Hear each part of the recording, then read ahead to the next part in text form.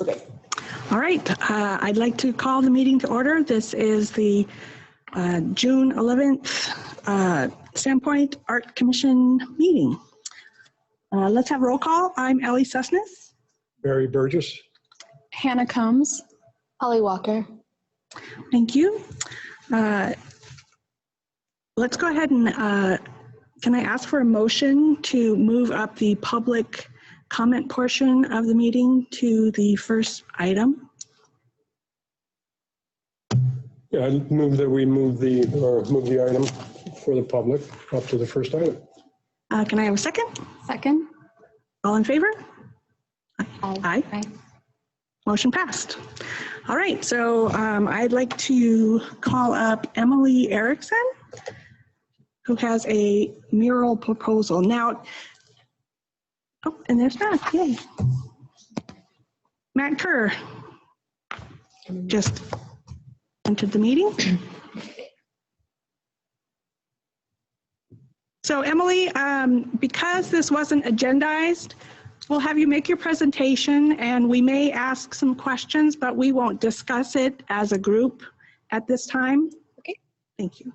Does anyone want a paper copy of the proposal? I submitted a PDF version to Erin, if anyone would prefer digital. I have the digital. Thank you. I'm Emily Erickson, local writer, and I'm here with a few community members to submit a community mural project, Art the Underpass. I have a proposal here that I'd love to just read through if that's appropriate. Okay. Arts and community have a symbiotic relationship, with each aspect both depending upon and shaping the other. As a community with a complicated history regarding human rights, diversity, and inclusiveness, it's essential that our art helps highlight and foster a new narrative. With a human rights themed mural adorning the gateway to our community's hub of connection, togetherness, recreation, and play, we can pay tribute to our history while rewriting our colorful future. We can stand firm in the notion that Sandpoint and City Beach are spaces of celebration, kindness, safety, and community for all people of all kinds. A mural of this nature could flip our script locally and at the national level, from Sandpoint and North Idaho exclusively being the home of white supremacist ideals, our militia organization, and a safe haven for hate groups, to one of a community actively pursuing and engaging in diversity, tolerance, and love. So I followed the mural proposal prompt on the city website, so just kind of going to go through those talking points. The next page, page 2, has a photo of the existing location and then the vision for where the mural would be. So on the underpass to City Beach. Scroll up one image. There's the vision, a mural on both sides. So just going through the mural subject matter and content, I'll start there. To encourage community involvement and to serve as an opportunity to support both local and diverse talent, the specific subject matter will be determined after a community and regional call for artists to submit their designs. These artists will enter their murals around the theme of human rights and inclusiveness, transforming the gateway to our city's gem, City Beach, into a welcoming board for all people. To provide direction for artist submissions, we'd offer the following Maya Angelou quote as inspiration. Perhaps travel cannot prevent bigotry, but by demonstrating that all peoples cry, laugh, eat, worry, and die, it can introduce the idea that if we try and understand each other, we may even become friends. As an option, and to actively practice the ideals we are trying to represent, each tier of the underpass could be designed and completed by a different artist, with local artists and regional muralists from different ethnic backgrounds tackling the project together. In this option, we could garner local, regional, and national media attention and spotlight each artist's story on local platforms. We could invite regional social media influencers, photographers, and videographers to document the project, additionally contributing to our script flipping. The next item was how this piece would enhance the architecture and the neighborhood around it. The underpass is a beautifully designed structure with tiered concrete faces leading to our city beach. These concrete faces are both broad and stark, creating perfect canvases for mural art. The stepped tiers afford visual distinctions, lending themselves to increased interest and intrigue within a muralist's design. As City Beach was intentionally crafted to be a hub of community, togetherness, recreation, and play, adding inclusive, welcoming art to its gateway would enhance the human experience of the entry and the beach area as a whole. Walking through a tunnel of art with a theme of human rights would not only be a point of pride for the community, but also add a layer of attraction for increased, more diverse visitors of all kinds. I'd also like to interject an ad lib here. I think one of the big barriers we face here in North Idaho is exposure to people of different races and from different ethnic backgrounds. By using art to encourage people of different diverse backgrounds to come visit, even if through tourism, we can help diminish the ideals that are present because of a lack of exposure, a lack of understanding, and that are rooted in fear. History of City Beach and the underpass. I found this really interesting in researching it. Prior to being the landing ground for invading Europeans, the semi-nomadic hunting, digging, and fishing Kalispel tribe lived along the shores of Lake Pend Oreille. The neighboring tribes, the Kalispel, were called canoe people or lake paddlers, with the sandy place near the mouth of Sand Creek designated as a significant meeting place. They referred to it as Kapkwapé. As settlers arrived, the sandy place remained a space for gathering, with David Thompson's Sandpoint being the preferred name of the burgeoning community. As early as 1915, city planners saw the potential of the area, and over decades, in conjunction with the Northern Pacific Railroad, Franklin D. Roosevelt's WPA Fund, and the locals' Lions Club, the beach was transformed into the space we know today. Building the bypass was an arduous and controversial project, with its formal inception dating back to the 1950s and decades later as a site of great archaeological intrigue. Finally, in a collaboration with the Idaho Transportation Department and the Idaho State Historic Preservation Office, and with funding from major federal institutions, the bypass was designed by artist Vicki Scurry and a conglomerate of landscape architects, engineers, and scientists. It was approved in 2000, and the project was completed in 2012. Regarding its design, Scurry created a green wall and a linear park, turning what could have been soulless infrastructure into a civic asset. With a mural complementing and enhancing the underpass, we could continue the legacy of the designer's original intentions, using art to transform our infrastructure into a civic asset. Regarding mural maintenance and schedule, the underpass is an ideal space for an outdoor mural. As it's covered, nature lends itself to the preservation of painted art. Painted murals, when appropriately prepared and finished, typically last 10 to 15 years before any major repair or retouch is required. Bringing the selective artist or artists into the conversation about mural maintenance will help establish expectations and a maintenance schedule. Additionally, the space could be adapted in future decades to accurately reflect the community's growth regarding human rights, diversity, and inclusiveness. Finally, existing signage. At the entrance of both the left and right walls of the underpass, there are no trespassing signs, as pictured above. Feel free to look up the references if you care to, and my contact information is below. Great. Thank you so much for that presentation. Questions? I do have a question. So it apparently is owned by Idaho Department of Transportation. So what are your steps to gain acceptance from them for this? Sure. I was hoping to maybe get a little direction in that. I think with city approval, it might be easier, but I'm happy to reach out and start a conversation with the Idaho Transportation Department. If I may, Ms. Chair. Yeah, should at some point a proposal be recommended and ultimately approved by council, that would involve the city reaching out to ITD for encroachment permits, similar any other permits or concerns that they have, similar to the process we've done that Linda has done with the the utility cabinet wraps that you see around town. Those are all, most of them, a lot of them are in ITD right away, and that required permitting. So it would be the city really initiating that. Okay.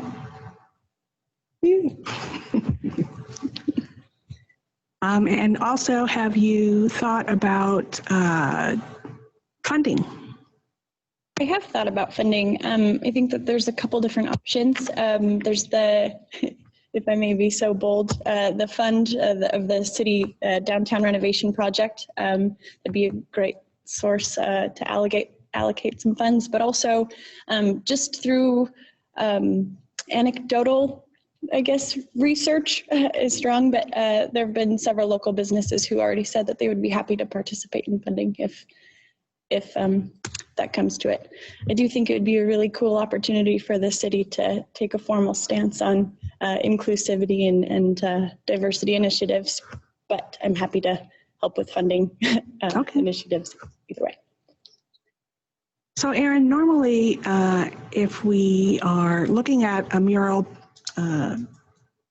application, the design has already been somewhat formalized. Well, yeah, thank you for bringing that up. Just for a point of clarification, so our mural policy is really intended for murals on private buildings, right? That isn't a publicly funded or public art project, but there's still a process to go through the Arts Commission and ultimately council to approve large murals that face public areas. You know, this area is on public property, ITD state-owned right-of-way. So this would be a public art project and fall within our public art policy, which, as you are all very familiar with, has a process for a call, criteria for selection, a selection committee set up, either for selecting an artist or selecting a proposal, both, which then makes a recommendation to the Arts Commission, which then recommends to the City Council, ultimately approves any public art, particularly any public art that is an expense of public funds, which typically, as you know, comes through the Urban Renewal Agency, a portion of which is the current balance is actually on your today's agenda, as it is on every agenda. Right. And just and then, if I may, just speaking of the agenda, later in the agenda, of course, we're excited to announce, and Linda's going to be covering this, that we have engaged with a consultant firm for our arts, culture, and historic plan, which we're hoping to wrap up within a few months. Is that correct, Linda? November. Now, I'll just, as you're all aware, we have put a hold on projects, or you have decided to hold off on projects for now until we get through that plan, which will have a very broad, community input component, Right. And a lot of research into opportunities at different sites, different types of art, going in different types of places. So I'm just so everyone's aware that is happening. That is just about to kick off. So. All right. Did any other commissioners have questions for Emily? All right. Well, thank you so much. Just like Erin said, we kind of have a hold on things until we work on this master plan. But I would encourage you and everyone who's interested to help us make that very successful by having your voices heard. Okay. So thank you so much. All right. Was there anyone else from the public that wanted to speak at this moment? Okay. All right, let's go ahead on the agenda, the financial report. The increment has gone up a little bit since last month. In the downtown district, we have $108,149.31. Thanks, guys. Thank you. And in the Northern District, we have $56,438.53. Number 4, meeting minutes approval. So can I have a motion to approve the May 14th, 2020 minutes? So moved. Or, Hannah has moved. Can I have a second? All in favor? Aye. Motion passes. Thank you. And then on to old business. So right now, speaking of the master plan, we have Linda Heist, and she's here to talk about the Sandpoint Arts, Culture, and Historic Preservation Master Plan update. Okay, great. I see Cheryl back there. Yes, if we have questions, she's here. So we put out the RFP, as everyone knows. We received 3 responses. All 3. Oh, sorry. I'm volume challenged.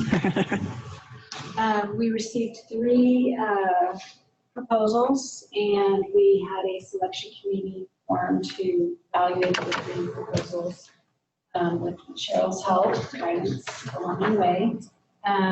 One of them strongly stood out, and once we had finished scoring it, we reached out for reference checks, and we also had an interview with them to get more details and make sure we were comfortable with them.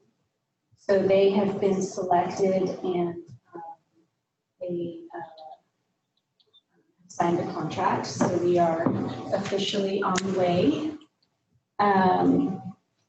We did attach a copy of their submission to the agenda at the last minute, so you have seen that, but it's within review. They are really, really strong. One of our concerns was we're doing an arts, culture, and historic preservation master plan, and integrating those is really critical. And we wanted to make sure we had a contractor that would be able to do so. And this was the one proposal that really, really, really showed that they were very strong in both the historic preservation piece and the arts and culture piece. And so we're very excited about that. The team, Lakota team, primarily do historic preservation, but also do some arts and culture, but they are bringing on as a consultant and partner, a woman, Shirley Phillips, who is a very, very, very experienced arts and culture. So, we're really excited to get going on this. And in terms of the timeline, because of the whole COVID thing, got pushed, of course. And one of the things I love about their proposal is they're going to do a state of the city. So before they do a master plan, a draft master plan, they're going to give us a deliverable of the state of the city that we've already reached out to the public. They've done an analysis. And I think that's going to be a really neat tool for us just in general. Just as by itself, it will be a great tool. They plan to do the site visits and the the work they need to finish that during June and July. So hopefully in July or August, we will have that. Then they will start the actual master plan process, and that will be delivered by November.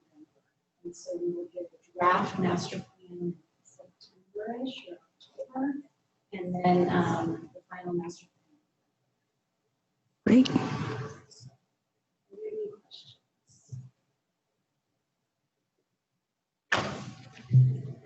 Did anybody, I know it was late breaking, did anybody get a chance to look at the, okay.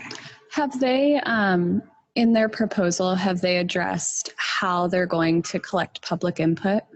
Yeah, and that was something we talked to about too, when we spoke with them. And they are very familiar with using some distance technologies and being able to interact via the remote. And that's something we still have to discuss in detail. So how do we reach everyone we want to reach during this challenging time? And there was honestly talk about delaying, but I don't think we want to delay. We really need to pursue this. Figure out how we can reach everyone we can reach. Thank you. And that will evolve. And they seem very open and also very knowledgeable in many different formats of reaching people. Yeah, and So there is a full section on the page in that proposal that you can read.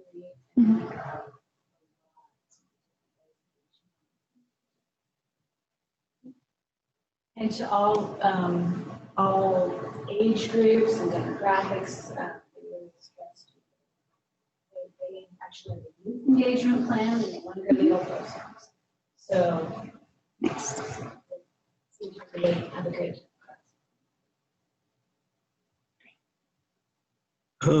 Question for you about the project website.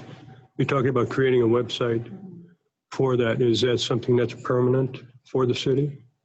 So I don't know that they initially, from what I understand, post the website. So as they're developing documents, they will put it on their own posted website so we can access the documents, which I think is really neat because I don't know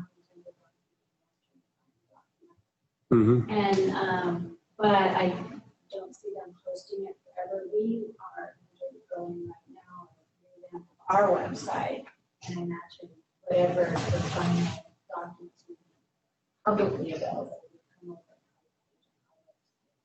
I see. Okay. great. Any other questions for Linda on that? So you said the contract is, did they sign it? Today, yes. Okay. So what kind of timeline do you see happening, say, within the next month before our next meeting?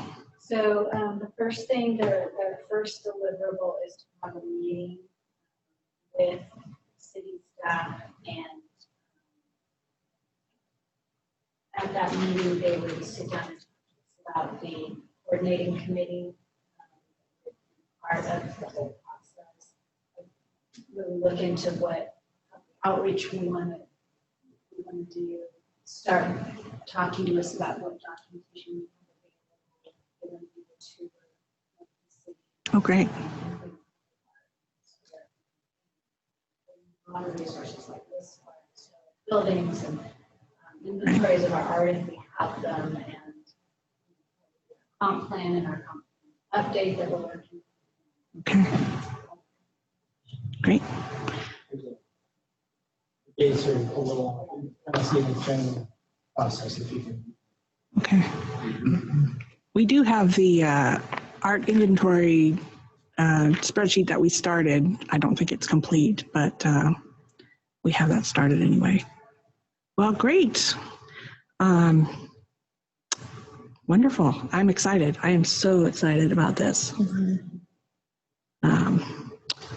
Awesome. Well, if there's no other questions, let's go ahead and have Linda jump into the update for the utility box route project. I wish I could update you more on that one. COVID again. So the group was selected to route the boxes, and they have been given all I worked with the artists and got all of the artwork in the public for phase 2, and right now we're talking about phase 2. So the artwork's in the proper format, it's been provided to the printer. He also has constructed images in the original big form. I don't know if you remember, I showed you the really cool picture of City Hall with all the cute little things. They can actually fix that one. So that was kind of exciting. But anyway, so he is now working on his graphic artists are all finally back all in after this, and he's working on proofs, at which point he will give us the proofs. Okay. Fabulous. We're also, what's really awesome too, is myself and Ellie and Steve from the Historic Commission and CJ. Mm-hmm. We're going to do an interview with each of the artists and photographers, and take a picture of them next to the completed box and use those for something.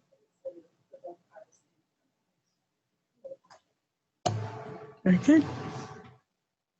Thank you for that. That's exciting. I can't wait to see the proofs. All right, next up, Erin will give us the Silver Box project update. Just real quick, I want to let you know, did release a call. It was on the 25th. We also released, sent out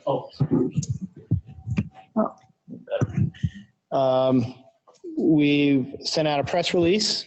It's now on our website, Okay. and hopefully the Bee will pick it up. Unfortunately, we couldn't get it in the reader for this time. At least I didn't see it. But I don't know. Mary, do you know if we're planning to do a Facebook blast as well, potentially? But regardless, please visit the City of website homepage. You can see it in the news section or in the one of the announcements, the larger pictures. And certainly share that, send it far and wide. I did email POAC with a link to it.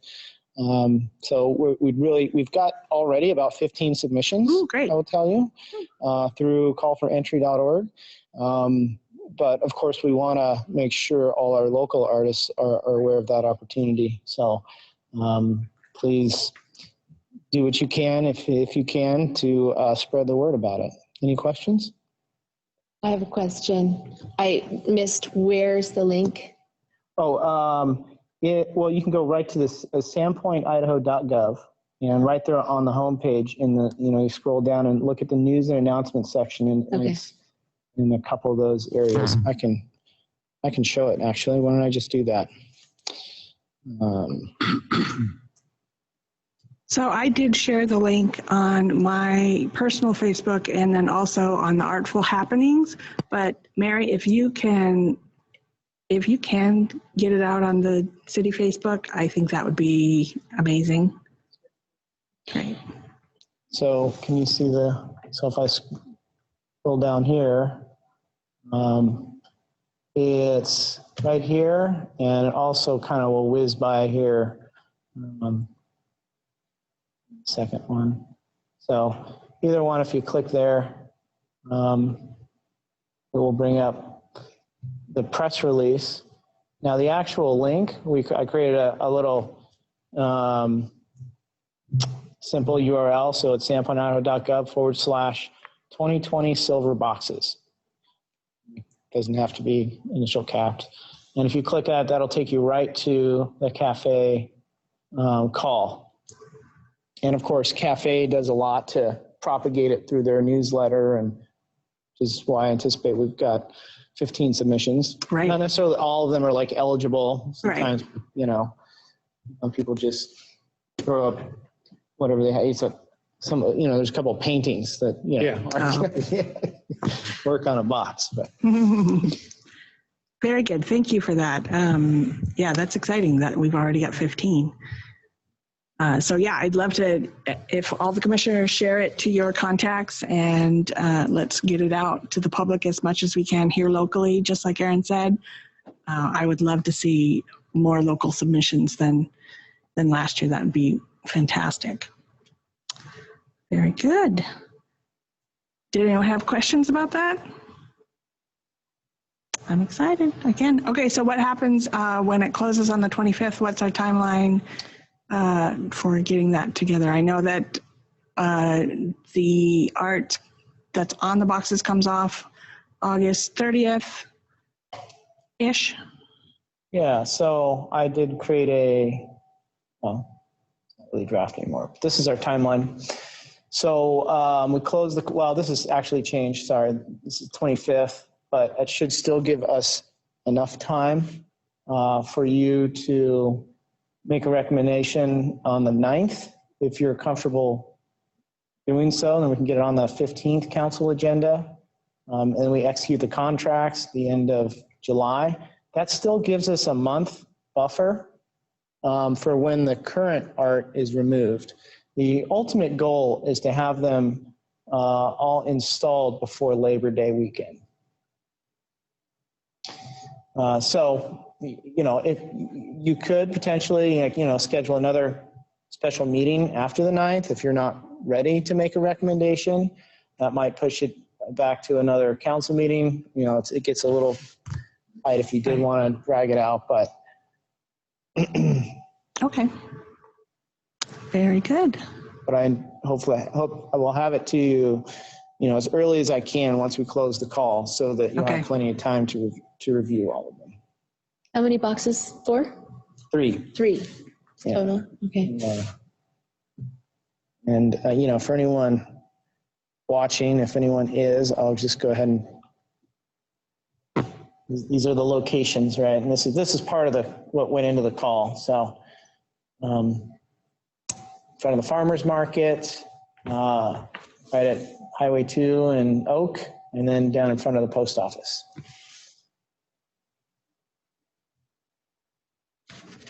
Very good. All right.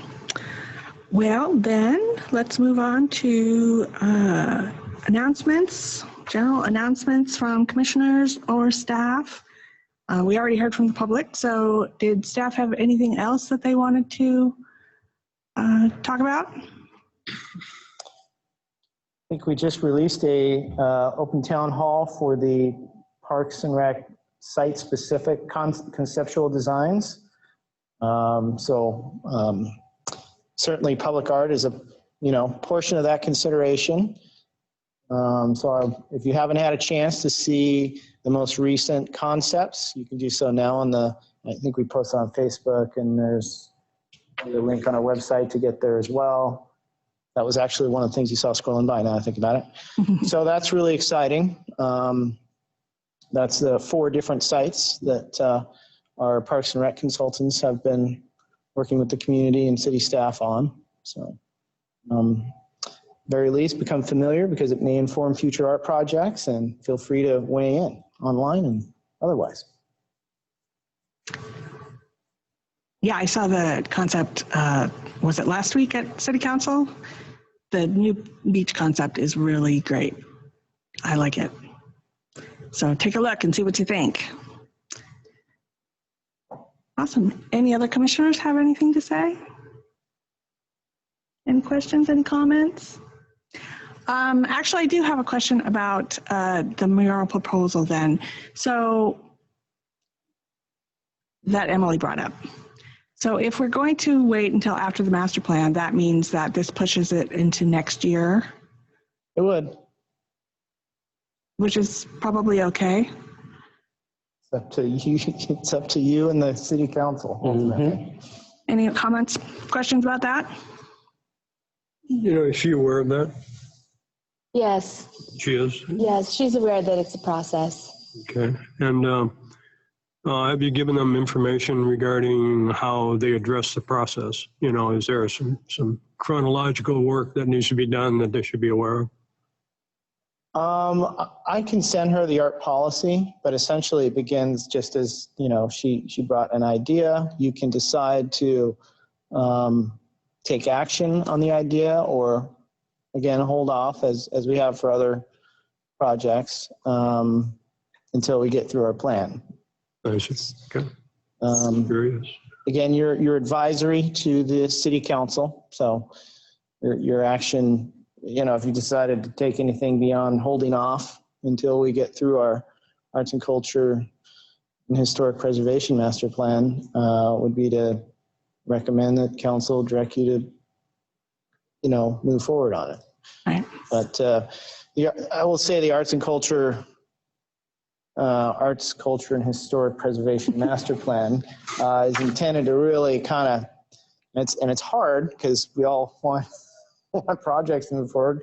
Right. But it is intended to really do a robust analysis of various different sites. That one in particular has a lot of interesting components to it, as Emily pointed out in her presentation. In addition, it was, the historic town site, right? Right. And there was a huge archaeological dig as part of that.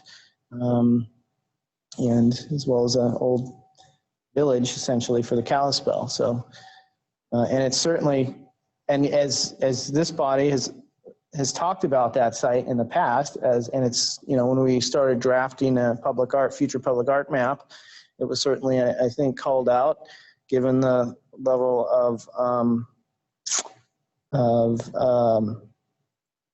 exposure that something would get in that location. I wonder if, would it be possible to push through some sort of thing that allowed it to be a place for free public speech until the mural project is made? It's going to take us a year, maybe more, before an actual mural is on that wall. We have a year to go with that uncomfortable no trespassing sign in this place that's been a community forum for years. Would it be something that City Council would approve that we could, because I think ITD would, if it was something that was approved through us, through the council, and then ITD might be like, oh, the city wants to be able to have this be a public forum for open free speech. And it could just be, and it seems like the issues at hand, get us through the election. I mean, I think that it could be a space, an active space, and then we settle it down with the mural. It gives us time to figure out a really amazing way to put a mural in there. Well, you would certainly need the approval of ITD for something like that. And, of course, if it's a free speech wall, that's all forms of speech, right? Mm-hmm.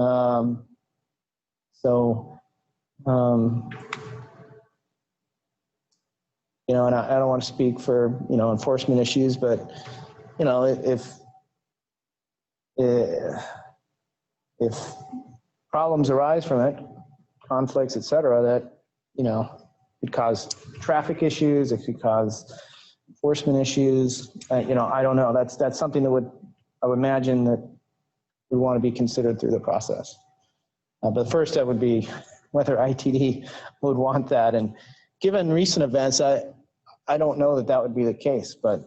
I don't know, because I have a response back from them that they gave to Amy O'Hara that was actually quite open, and it seems like they're pretty, if we took the reasonable steps, if they hear, hey, this is what our community wants, and we've gone through those steps, it seems like they would be open. They probably just don't want, like an unruly thing to go on, and then so.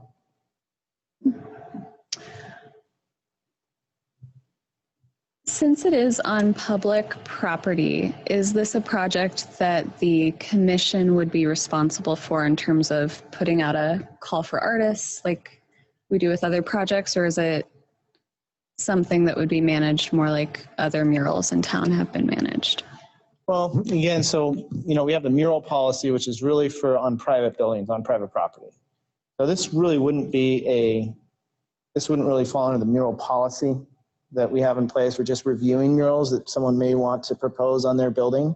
This is a public art project. So as such, it would ultimately fall on the city to maintain and steward the call with your input and advice and your selection of the art or the project per our existing policy.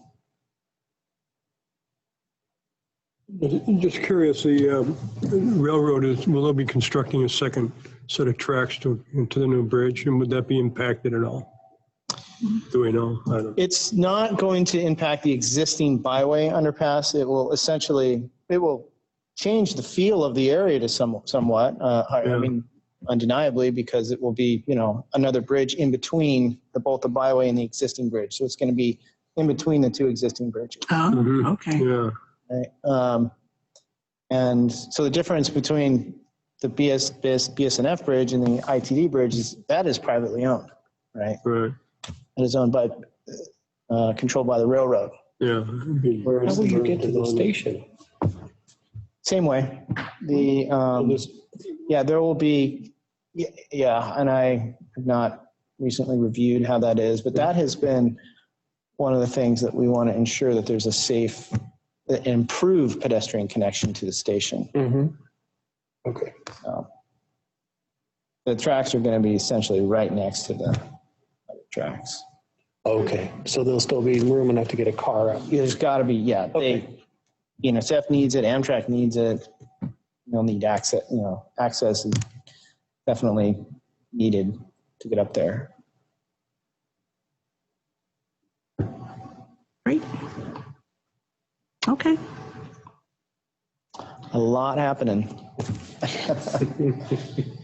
I did want to ask or put out to any of the public that are watching, the Galaxy Alley Urban Art is not a public area for expressing things. Yeah, you raise a good point. I know there's been a lot of questions. What's graffiti and what's art? Well, public art is something that's gone through a process, and graffiti hasn't. Even as beautiful as it may look, just Right. Certain. So the alley it's reserved for art students and their advisors, and their projects are approved through the city. That went through a process. Exactly. Okay, so tagging is prohibited for all intents and purposes, correct? Okay, I wanted to clarify that.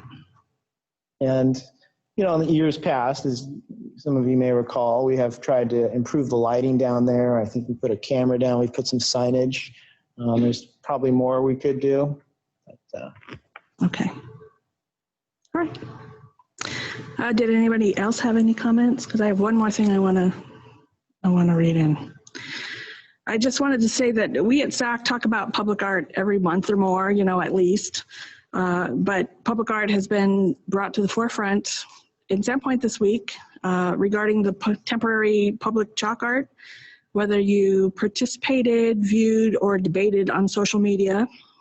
It is obvious that it affected a lot of people in a lot of different ways. This passion on all sides is exciting to me, though, especially right now as we delve into the Sandpoint Arts, Culture, and Historical Preservation Master Plan. My hope is we as citizens can have deep and meaningful conversations about our art and our history and how we want to unite as a city going into the future and as we work through this planning process. So thank you, everybody. Thank you. And with that, if there's nothing else, we can adjourn.